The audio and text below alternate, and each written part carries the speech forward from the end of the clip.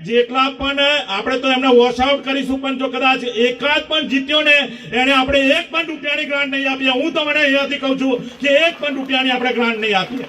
આપણે એ રીતનું આંકડાઓ બનાવવાનું છે. આપણા ડેપ્યુટી સીએમ સાહેબ આવ્યા છે અને આપણે બધાને જે પ્રમાણેનું આંકડાઓ જોતું હશે એ પ્રમાણેનું આંકડાઓ બનાવી આપશે. અને અત્યારથી જ આપણે એક બધા જે અહીંયા બેઠેલા છે અને બધાનામાં એક તાકાત છે કે આપણે 2027માં ભારતીય જનતા પાર્ટીના વિધાનસભામાં આપણો ઉમેદવાર જીતશે અને ત્યાં આગળ આપણે મોકલીશું. અને આટલા મત વિસ્તારમાં અત્યાર સુધીના જેટલા કામો નથી થયા. સત્તાના નશામાં અહંકારી ભાજપના નેતાઓ, ધારાસભ્યો અને સંસદ સભ્યો બેફામ વાણી વિલાસ કરી રહ્યા છે. ગઈકાલે જ આણંદ જિલ્લામાં રાજ્યના ઉપમુખ્યમંત્રીની હાજરીમાં આણંદના સાંસદે બેફામ વાણી વિલાસ કરી અને ધમકી આપતા હોય એવા સ્વરૂપમાં ભાષણો કર્યા કે એક પણ સીટ કોંગ્રેસની આવશે તો એ આખા તાલુકાને અમે ગ્રાન્ટ નહીં આપીએ.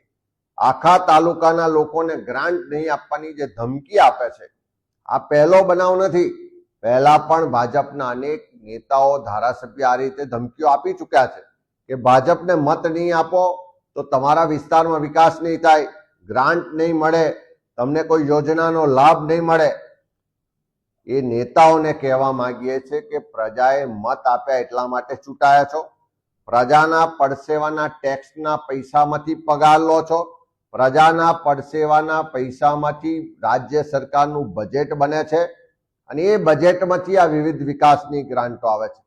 આજે હું ધારાસભ્ય હોઉં તો મને પગાર મળે છે એ ગુજરાતની પ્રજાના ટેક્સના પૈસાનો પગાર છે. મને જે ગ્રાન્ટ મળે છે એ ગુજરાતની પ્રજાના ટેક્સના પૈસામાંથી જે બજેટ બને છે એમાંથી ગ્રાન્ટ મળે છે. જે વિકાસના કામો માટે રકમ ફળવાય છે એ પૈસા પણ પ્રજાના છે. કોઈના ઘેરથી કોઈના બાપના પૈસા નથી. આ પ્રજાના પૈસામાંથી વહીવટ કરવા એના ચોકીદાર તરીકેની જવાબદારી ચૂંટાયેલા પ્રતિનિધિઓની છે. ત્યારે ત્યાં આણંદના સાંસદ વાણી વિલાસ કરે કે આંકલાવ તાલુકામાં ભારતીય જનતા પાર્ટીની સીટ આવશે એટલે બાકીના લોકોને ગ્રાન્ટ નહીં આપીએ. વિકાસથી વંચિત રાખવા માંગો છો, ભેદભાવ કરવા માંગો છો, વિકાસના નામે ધમકીઓ આપીને મત લેવા માંગો છો. લોકો ભૂતકાળમાં પણ જવાબ આપી ચૂક્યા છે, આવનારા દિવસોમાં પણ જવાબ આપશે. હું